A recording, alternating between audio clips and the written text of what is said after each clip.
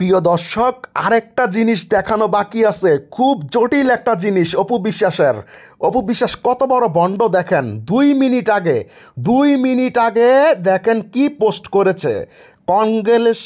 কংগ্রেস জানাইছে যে নিউ বাংলাদেশ, ঠিক আছে, মানে ডাক্তার ইউনূস, মানে সবাইকে যে মানে আজকে তো 8টা বাজে রায় হয়ে গেছে যে আমাদের তত্ত্বাবধায়ক সরকার কে হবে।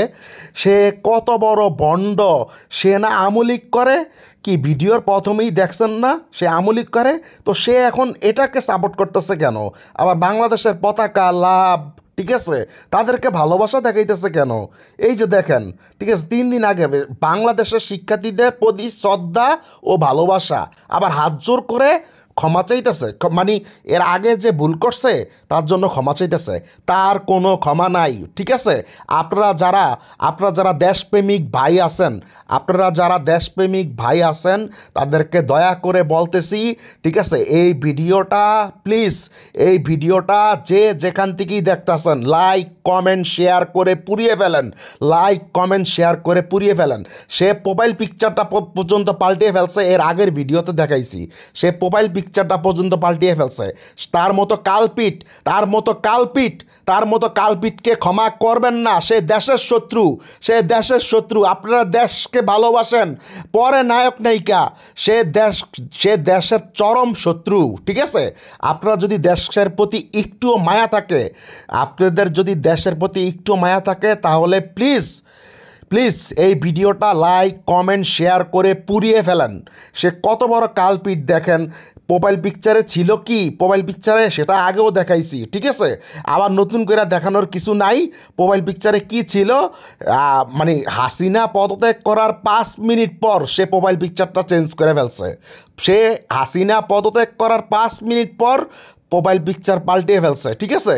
তো তার ইতিহাস তো রয়ে গেছে গুগলে, মানে হাসিনার সাথে কি তারপর ইউটিউবে যে সে জয় বাংলা, জয় বঙ্গবন্ধু, তারপরে হাসিনা, তারপরে শেখ হাসিনা, মানে এইভাবে স্লোগান দিতেছে, এগুলা তো ইউটিউবে রয়ে গেছে, এগুলা তো যায় নাই।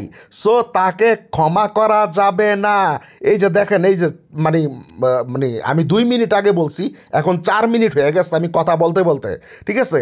তাদেরকে কংগ্রেস জানাইছে, ঠিক আছে, মানে ডাক্তার ইউনূস সাহেবকে, মানে সবাইকে কংগ্রেস জানাইছে, শপথ পাঠ করানো হয়েছে যে তত্ত্বাবধায়ক সরকার সে না আমলিক করে, তার তো এখন এগুলা পোস্ট করার কোনো প্রশ্নই আসে না।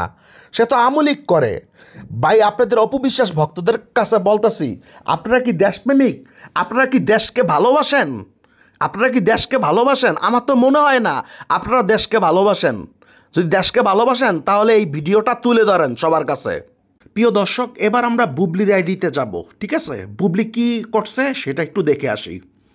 আচ্ছা, বুবলি কি করছে, এই যে দেখেন, বুবলি গত 2 দিন আগে এই তরুণদের প্রত্যেকেই একজন বাংলাদেশ, এই তরুণরা প্রত্যেকেই একজন বাংলাদেশ, মানে কি পোস্ট করছে বুঝতে পারছেন।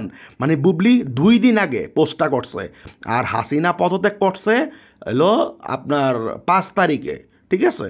তো মানে এই যে দেখেন, বুবলি আরও পোস্ট করছে, স্বাধীন অর্জনের চেয়ে স্বাধীন রক্ষা করা কঠিন। আমাদের এই সুন্দর বাংলাদেশকে আরও সুন্দরভাবে গড়তে প্রকৃত দেশপ্রেমিকদের যেমন সহযোগিতা করতে হবে, তেমনি দেশের সচেতন নাগরিক হিসেবে সবাইকে দেশ ও দেশের মানুষকে সহায়তা করতে হবে।